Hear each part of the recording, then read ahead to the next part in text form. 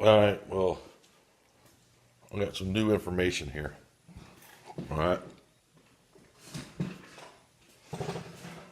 I talked to my neighbor. When was it? Friday? All right, Friday.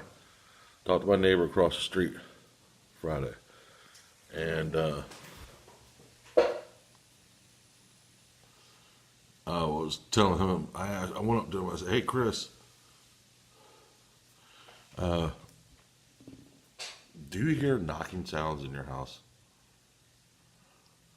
And you know what he said? He didn't say yes or no, but he goes, I know you do because your house is the most haunted one on the street. I was like, what? He said, oh, yeah, everybody knows your house is very haunted. I was like, really? He goes, oh, yeah. Kayleen that used to live there, she talked about it, and he goes, everybody's house on this road here is haunted. He said, every one of them. I was like, really? He said, yeah. He goes, that in his house, he's heard some noises, but he's never done a full investigation on it. And he's went into his son's room, and you hear that? He went into his son's room, and his toys were off the shelf. He said it's happened more than once. And then, I think his son's like 11 years old, 12 years old, something like that, 10, 11, 12, somewhere around there. And he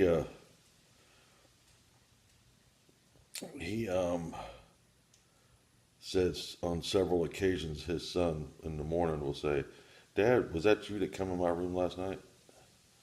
And of course, Chris says, I told him, yeah, that was me because he didn't want to scare his kid. And he said he didn't go in the room. So that's confirmation across the street, that house. And I asked that other neighbor over there, I said, have you heard any knocking sounds in your house at night? He said, no, I think that's just house settling. I said, oh, okay. And I asked this neighbor right here, does she hear any knocking sounds at night? She said no. Her house is very quiet, she said. But Chris said, he said all the houses here are haunted. Those aren't the original owners of that house. Original owners are that neighbor, that neighbor, that neighbor, that neighbor, not this one. My brother is the original owner, and then the rest of them down except for the new house. There's a new house down there. There's only 12 houses on my street. And it goes all the way down the end to a circle, and that's it. I mean, it is. So, definitely something's going on here. This morning, I got up, I couldn't sleep at all last night. I went to bed around 11:30 and got up at, what was it, 4:50, 4:45 this morning. So I go out on the porch swing, sit and smoke a cigarette. And I'm sitting there and I could hear howling. It's probably some dogs that are somewhere, other streets or other areas. But I heard howling over here, over there, and then howling over here. So I guess it's two wolves or whatever. They were howling back at each other. But so when I heard the second time howling, it got closer to between the White House and the other house. But right there in the middle of that field, I saw a white light like this. It's as if somebody was walking with a flashlight, but the flashlight wasn't doing that. It was just a straight ball of light, just traveling like that, and then it just disappeared. Swear to God. I'll show you where it was at. This is my neighbor house. This is the guy Chris I just told you about. Right here, that's his house. There's the other house, okay? That ball of white light was going right through here. About I don't know, about 7 feet high in the air, something like that. There's nothing in that tree line. There's nothing beyond that. There's a house way, way out there, but there's no way a light could go through all that brush. I mean, it's pretty deep. It's about, I don't know, football field length from that big tall pine tree where that goal is, about a football field length to the next house. But that's where I saw the ball lay. I was sitting on my swing right here. You see my swing? I was sitting there. And I looked over there and I saw a white light just go like that. Walked about, I would say walked, but moved probably about 10 feet. I saw it come on, go about 10 feet in those woods right there, and then disappear. That was this morning. So there's my neighbor's house. Where my house sits right now, it was a farmhouse. A farmhouse at one time. And then over there between this house and that house, there was a barn here. At one time, according to the city records, there was a barn in this field right here. At one time, there was a barn. This was a dairy farm. Had cows on here and everything, and my house was the farmhouse. Prior to this house, there was a farmhouse here. It was demolished, and then the land was sectioned off, and then lots sold off by the developer. The developer bought the land from the deceased, or actually the family. What it was is, I think it was 1974. The son shot and killed the dad. There was no other heirs, and it went to the state. The state auctioned it off, or the county auctioned it off, the property.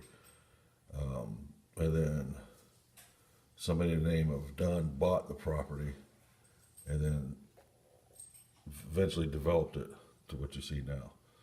So that's the history of this property, and that could explain why all this activity, especially on my property. And Chris said most of the activity, he said, is your house. And I guess that's because it's probably where that murder happened at one time. And this was the location of the farmhouse. So what I'm going to do is I'm going to investigate that aspect a little further. I'm going to go down to the city or the county and look up old records for this property, find it and trace back. I believe the last name, I was told the last name of the people that had the farmhouse here was Boone. I'm guessing that's Boone. So I'm going to research that. I've had several people email me and ask me what equipment am I using. I'm using an iPad. I'm using an iPad to do my video recording. I was using my iPhone at the beginning, but my iPhone storage is full. I got the iCloud, and every time I try to make a video clip, it wants to download from the iCloud and then put it, and then it won't. I can't save it. It said file not available when I try using iMovie. Sucks. So I'm using my iPad. I deleted everything off my iPad so I could just record these videos and then upload them directly from the iPad. But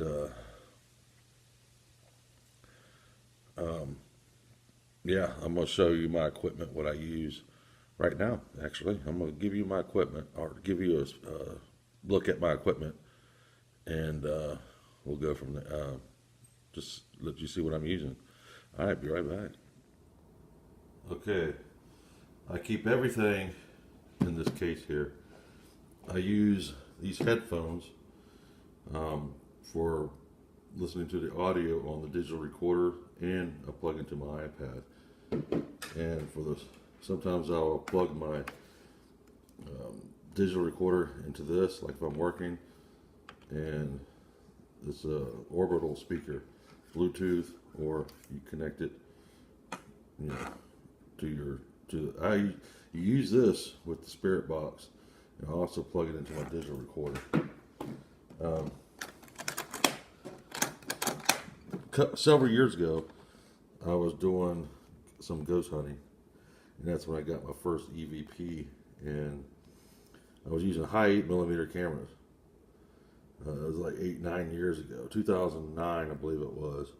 I was using these, so yeah, it was a long time ago, like 9 years ago, almost 10 years ago now. So I haven't used these at all in this house. For one, they don't sell the tape for these here, and look at either Walmart or any place like that. So I got to order that online.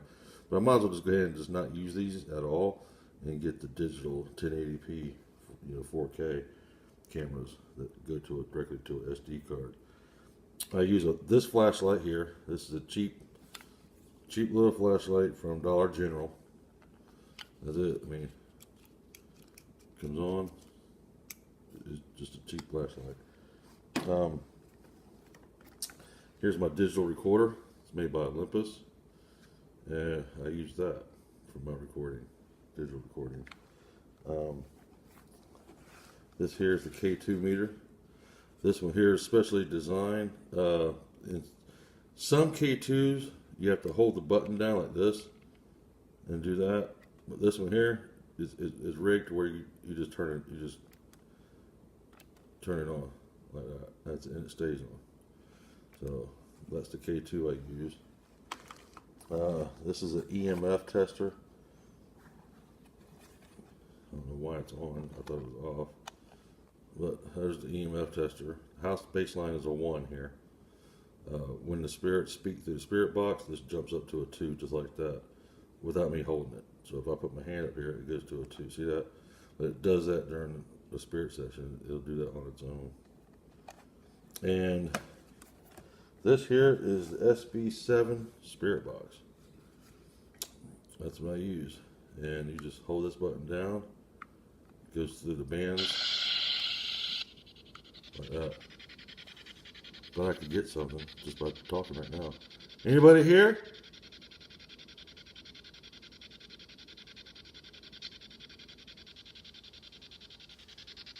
Anybody here right now?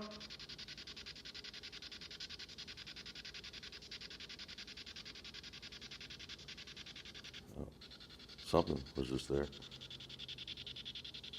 Are you here right now?